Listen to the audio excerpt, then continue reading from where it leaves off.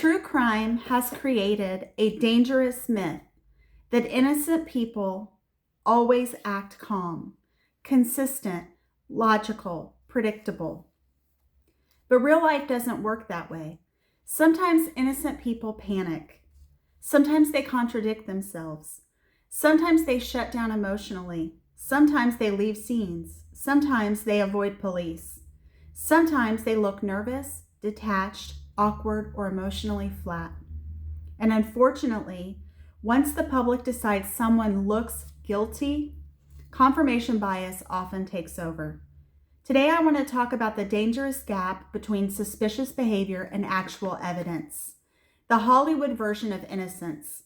We've been conditioned by movies, documentaries, police procedurals, and social media to believe innocent people behave perfectly under pressure. But trauma doesn't create perfection. It creates survival responses. People expect perfect memory, immediate cooperation, appropriate emotional displays, linear storytelling, and calm body language. But real trauma rarely looks neat.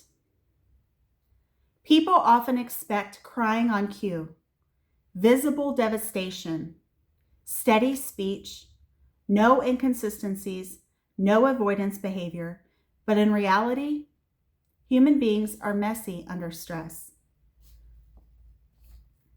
One person shuts down emotionally, another talks nonstop, another laughs nervously, another disassociates completely. All four responses can happen in innocent people. Trauma changes memory. This is one of the most misunderstood parts of criminal investigations. Trauma affects encoding, attention, recall, sequencing. People think memory works like a video recording. It doesn't. Under stress, cortisol spikes, adrenaline surges, perception narrows, timelines blur, and details fragment. Someone may remember one tiny detail perfectly and completely forget another major detail. As an attorney, one thing you learn quickly is that inconsistencies do not automatically equal deception. Sometimes truthful people sound inconsistent because the brain was trying to survive, not organize a future courtroom narrative. Why panic can look guilty? Panic behavior gets interpreted as consciousness of guilt all the time. Examples: leaving a scene, delaying a 911 call, avoiding interviews, changing details, acting irrationally, emotional shutdown. But panic is not proof of murder. A socially awkward person can look suspicious to the public without committing a crime. Confirmation bias is powerful. Once people decide someone is guilty, everything starts getting filtered through that assumption.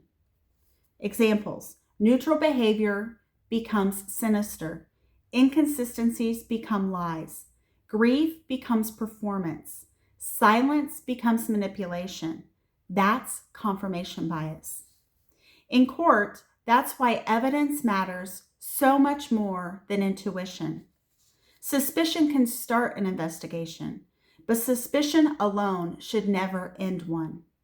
The internet makes this worse. Social media has accelerated snap judgments enormously. Clipped interviews, edited reactions, armchair psychology, mob certainty, viral accusations. People now build entire guilt narratives from a 15-second clip. And once someone becomes the internet's villain, it can be nearly impossible to reverse. Reasonable doubt exists for a reason. One of the reasons our legal system requires proof beyond a reasonable doubt is because human beings are terrible at interpreting behavior objectively. Emotion is not evidence. Weirdness is not guilt.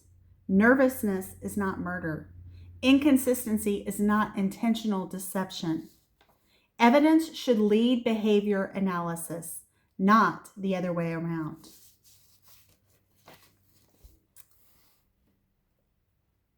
I think one of the most dangerous things we can do is assume we would behave perfectly under unimaginable stress.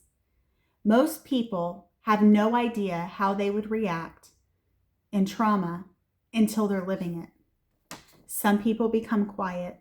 Some people become chaotic. Some people become detached. Some become emotional, and some become irrational. Human behavior is complicated. And that's why investigation should be built on evidence, not vibes.